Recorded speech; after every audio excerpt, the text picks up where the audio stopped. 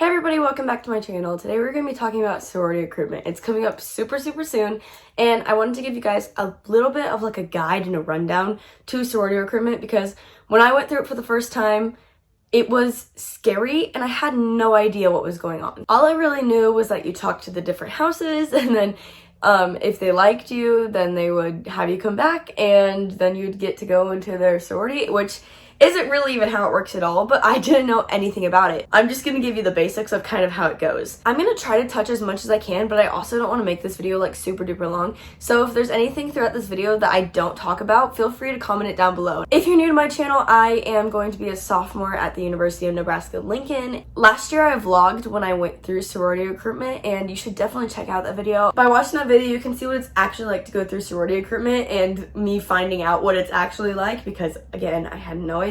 When I'm talking about my experience, obviously my experience was at University of Nebraska-Lincoln. It's different at different schools. A lot of things are the same, but not everything is the same. So if you're going to UNL, this will be a great video for you because this is exactly how it works. If you go somewhere else, a lot of these things might work, but not everything might be exactly the same. But that doesn't mean that you won't find a lot of information in this video if you don't go to UNL. We're gonna be talking about formal sorority recruitment, which is like what everyone thinks of when they think of Rush. So that's like you go and you go to the houses and there's the different rounds or whatever. That's formal sorority recruitment. When I went through, I actually didn't finish formal sorority recruitment, and there's what's called open bidding, and I went through open bidding, and you don't get to go to all the houses. It's just you meet with a couple.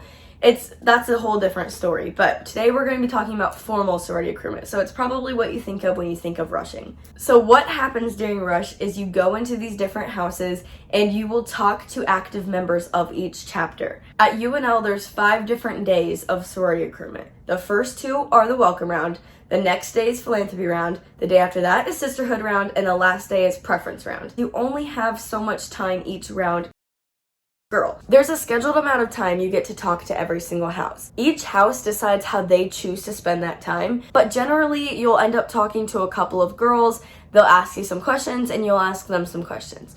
On the welcome round, you'll have probably the least amount of time, and that's because they have to schedule every single girl to be able to talk to every single house. So let's say in this welcome round, you get to talk to 2 girls in this specific house. Like I said, each house gets to decide how they want to spend their 30 minutes of time or however long it is. It changes every day, but they get to choose how they want to spend their time. Typically, it goes something like this. You'll walk in with the other girls that are also scheduled for that round. The whole active chapter will talk to you for a little bit. Maybe the president will introduce themselves, show you a little bit what their chapter is about. Then they'll probably break up the group and you'll get to talk to an active member of the house.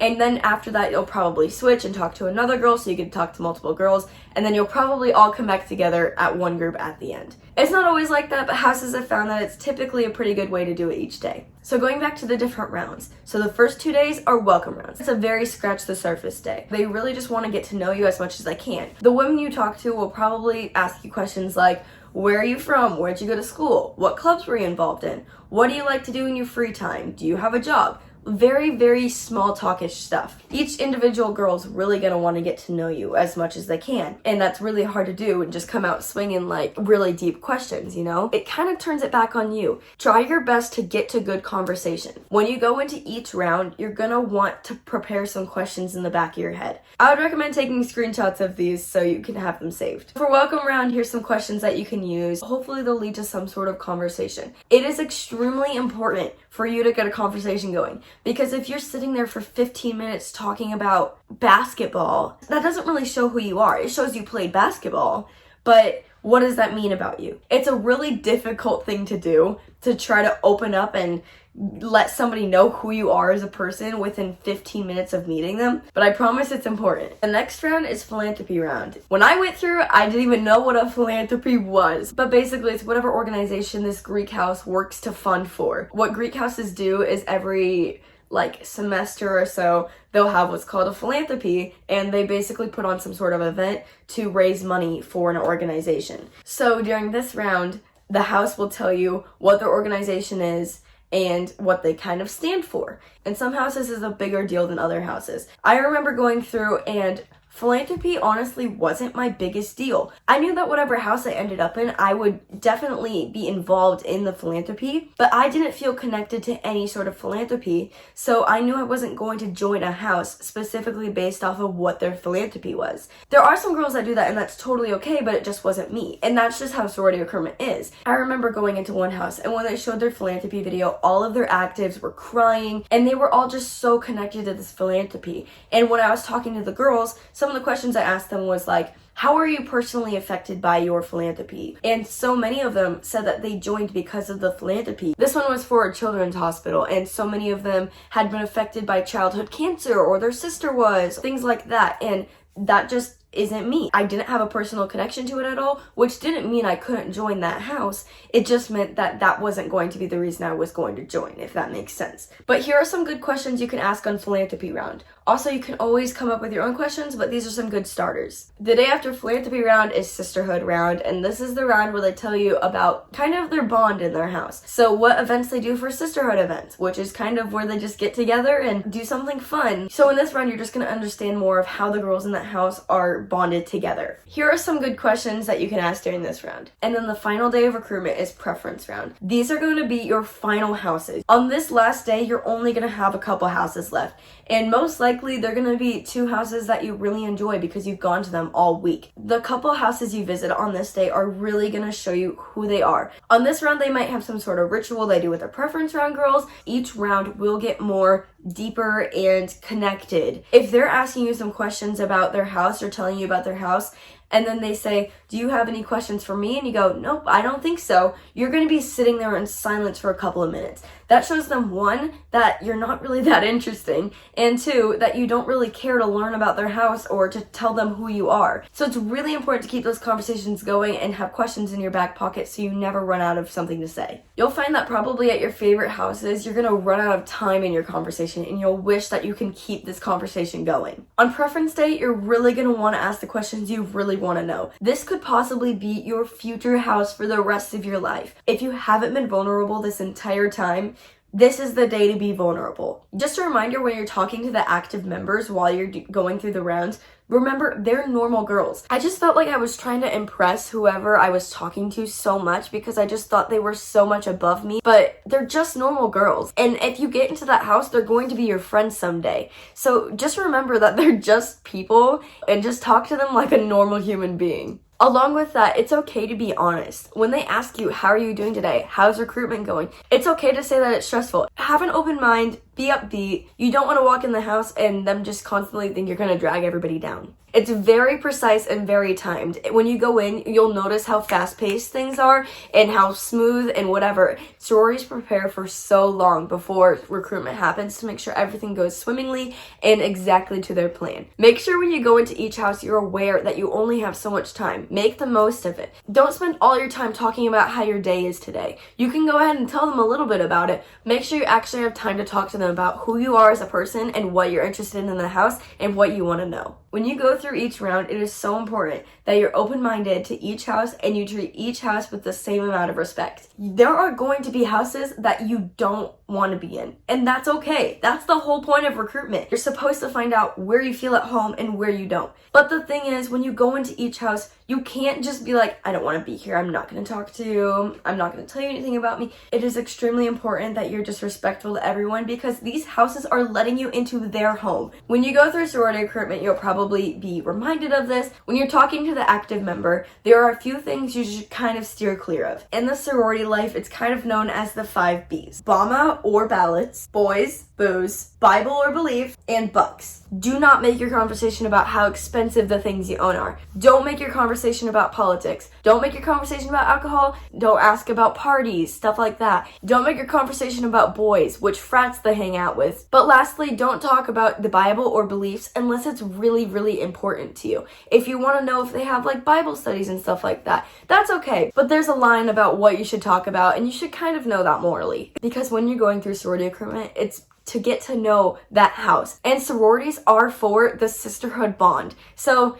why do you need to be talking about boys? Why do you need to be talking about alcohol? Why do you need to be talking about those other things, you know? This is about making friends and making sisterhood bonds. So that's why you don't want to talk about those things. So now we're going to get back to kind of how recruitment technically works. At the end of each round, you will preference which houses you like the most. So after the first 2 days of welcome round, you'll knock off however many they tell you to. So for example, what you would do is you would pick 4 houses that you are going to drop off your list, and then the rest that are left, you'll preference them 1 through however many is left. 1 would be your absolute favorite house right now. Which house do you want to be in? That's number 1. Then they'd submit that, and that's how they make your schedule for the next day. Houses will do this exact same thing. They'll go through some girls, and they're told how many girls they have to drop. Each house is told how many girls they have to drop each day. They do not all have the same amount. It's an extremely specific number, and each house is different. Each house will drop some girls, and each girl will drop some houses. So the next day, that's how they will generate your schedule. If you were dropped by a house, that house will unfortunately not be on your schedule. This is something that came as a shock to me. So on the day that I got my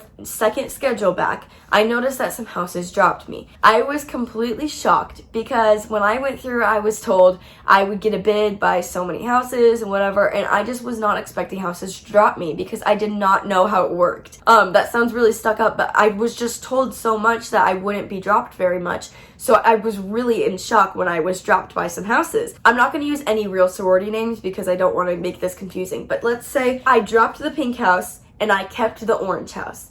But the orange house dropped me, but the pink house was inviting me back. The pink house would still show up on my schedule because I would have room for it, if that makes sense, because orange dropped me. Sometimes houses will show up back on your schedule even though you dropped them. They do this because if you're dropped by houses you did keep, if they didn't put other ones back on your schedule, you'd only be left with a few of them, and at that point those houses might eventually not welcome you back, and basically it'd be a lot easier for you to not end up in a house. That's why they do that. But the point is, houses absolutely will drop you. There was so many times where I was so confused. I was like, why did they drop me? They were my favorite house because I had such a good conversation with them. That makes absolutely no sense. This does not determine your value. It is so important that you know that if a house drops you, it doesn't mean that they don't like you. It doesn't mean that you're not good enough. It doesn't mean you're not pretty enough, smart enough, like anything. It doesn't determine your value. Houses just have to drop girls. That's just the way it is. It happens. Every single person is dropped by a couple houses. Try your best to not take it personally. On your very last day for preference round, you will put down 2 houses.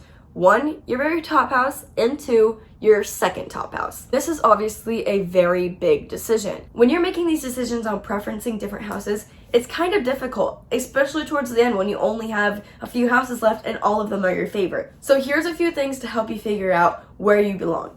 First of all, where does it feel like home?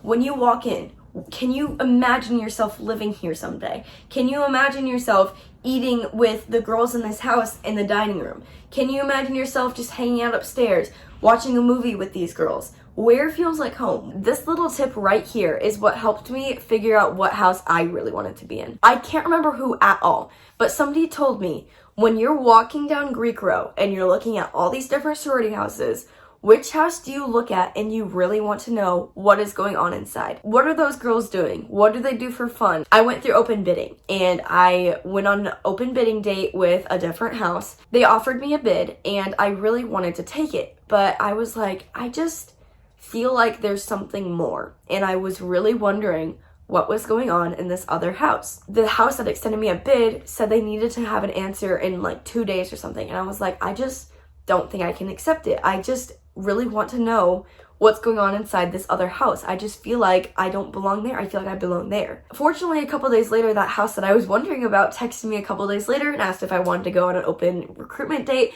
I said absolutely, and then they extended me a bid, and that's how I ended up where I am now. But if I hadn't thought that to myself, I would have accepted that other bid and I wouldn't have ended up where I am. To think about, where do I really want to be? My last thing I want to say about sorority recruitment, be prepared. Rush is so tiring. I had no idea. They are long and hot days. You're going to be tired because you have to get up early and get dressed and whatnot. You're going to be exhausted from just talking to people. Your social battery is going to die so fast. It's tiring. It's hard to be extremely upbeat and charismatic and your true self when you're tired. But you can do it, I promise. Just push through. You will never experience anything like that ever again. If you either don't rush or don't go through formal recruitment and you only do open recruitment or something like that, this is your only chance to see inside of every single house and see what every single house is like. So that is kind of my rundown of what I wanted to tell you about sorority recruitment.